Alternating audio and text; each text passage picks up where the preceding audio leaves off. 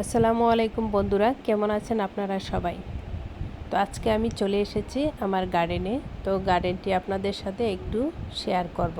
তো আমার এখানে হচ্ছে গার্ডেনে করলা গাছ আছে, এখানে বড় চটা চটা সিমের গাছ। তো গাছগুলোতে কেন জানি পোকা ধরে গেছে। তো দেখতে এলাম, বাগানে এসে দেখি গাছের খুব বাজে অবস্থা। আজকে কিছুদিন ধরে বৃষ্টিপাত হচ্ছে অনেক বেশি, তো সেজন্য আমার বাগানে আসাই হয় না।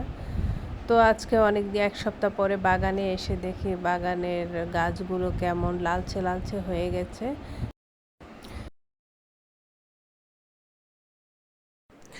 তো যাই হোক, এখন হচ্ছে সকালবেলা আমি আবার একটু গাছ না দেখলে ভালো লাগে না, তাই চা বিস্কিট খেয়ে চলে এলাম বাগানে।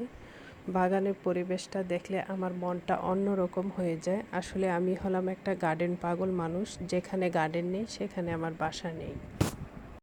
তো বর্তমানে বৃষ্টি বাদল চলতেছে, যার কারণে হচ্ছে গাছে পোকা লেগেছে।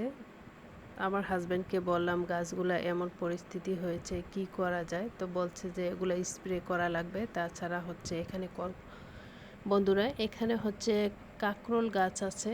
দেখুন মাশাল্লাহ, কাকরোলের ফুলগুলা অনেক সুন্দর।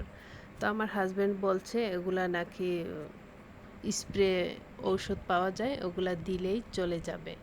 তারপরে বৃষ্টি বাদলের কারণে গাছ লালচে লালচে হয়ে যায়, প্রচণ্ড বৃষ্টি হচ্ছে, এই জন্য হচ্ছে গাছের রঙটা এরকম হয়ে গেছে। তো কিছুদিন যত্ন নিলে নাকি ভালো হয়ে যাবে। তো যাই, মাশাল্লাহ বন্ধুরা, কাকরোলের ফুলটা দেখুন কত সুন্দর লাগছে। সত্যি আল্লাহ তাআলার সৃষ্টি সবই সুন্দর। আমরা মানুষ যত কিছুই সুন্দর করতে যাই না কেন, আসলে এত সুন্দর হয় না। এই তো বন্ধুরা, আমি হচ্ছে বাগানে গিয়েছিলাম, বাগান থেকে আসার সময় পুঁইশাক, কাকরোল এগুলা উঠিয়েছি। দুর্ভাগ্যবশত আপনাদের সাথে শেয়ার করতে পারিনি, অফ ক্যামেরায় করছি, কেটে নিয়েছি, কারণ আমার মোবাইলের চার্জ শেষ হয়ে গিয়েছিল, যার কারণে আপনাদের সাথে শেয়ার করতে পারিনি। এই তো দেখুন, গাছের জিনিস অল্প হলেও অনেক ভালো লাগে, দেখলেই মনটা শান্তি লাগে। বাজার থেকে যতই কিনে আনি না কেন, তারপরেও কেন জানি গাছের অল্প জিনিস দেখলেই মনে শান্তি আসে বেশি। বন্ধুরা, গাছের জিনিস উঠাবার পর আমার তো গাটাগাটি করতে অনেক বেশি ভালো লাগে। দেখুন আমি খুব ধরে ধরে দেখছি, খুবই ভালো লাগছে। তো আপনাদের কাদের এমন হয় অবশ্যই কমেন্টের মাধ্যমে জানাবেন। তো এখানে হচ্ছে ডাটা ছিল খুবই অল্প পরিমাণে, তো আমি 3 থেকে 4টি ডাটা নিয়েছি, তো মিক্স আপ করে রান্না করব। এই তো বন্ধুরা, আমাদের প্রিয় বিড়ালটি এখানে শুয়ে আছে চেয়ারে, ও গভীর ঘুমে মগ্ন ছিল।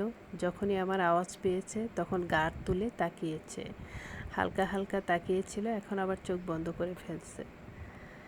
যাই হোক, এখানে দেখুন আরেকটা বিড়াল আছে, এটা পেনি, ওর নাম পেনি। ও ফ্রিজের উপরে উঠে তারপরে শোবে, কত নোয়াবি শোবে, একটা চেয়ারে আরেকটা হচ্ছে ফ্রিজের উপরে। সত্যি ওরা পশু, ওদের আরাম বেশি। যাই হোক, আমাদের কাছে লালিত পালিত হলে এরা নিরাপদে থাকে।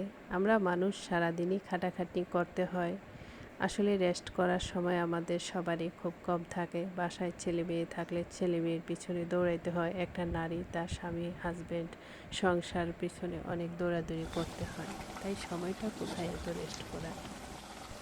যাই হোক, সময় বের করে নিতে হয় নিজের কাজ সামলে। শত কাজের মাঝেও নিজের জন্য একটু সময় বের করতে হবে সুস্থতার জন্য। তো এই যে দেখুন, নোয়াবি বিড়াল শুয়ে আছে। তো এদিকে হচ্ছে আগের রান্না করা গরুর মাংস ছিল, ওইটা আমি জাল করে নিয়েছি। এবার আমি রুমটা গুছিয়ে নেব, বেলা 9টা বেজে গিয়েছে। তো আজকে আর নাস্তা বানানোর কোনো ঝামেলা নেই, কারণ আমি ভোরবেলা ফজরের নামাজের পরেই রুটি বানিয়ে রেখেছি, আর আগের রান্না করা গরুর মাংস আছে, নিহারি আছে। তো আমার মেয়ে এখানে রুটি নিয়ে আর নিহারি নিয়ে খেতে বসে গিয়েছে। তো বন্ধুরা, আমার এই ভিডিওটি যারা যারা দেখছেন একটি লাইক দিয়ে দিবেন, ভালো লাগলে সাবস্ক্রাইব করে দিবেন। সুস্থ থাকবেন, ভালো থাকবেন, আল্লাহ হাফিজ।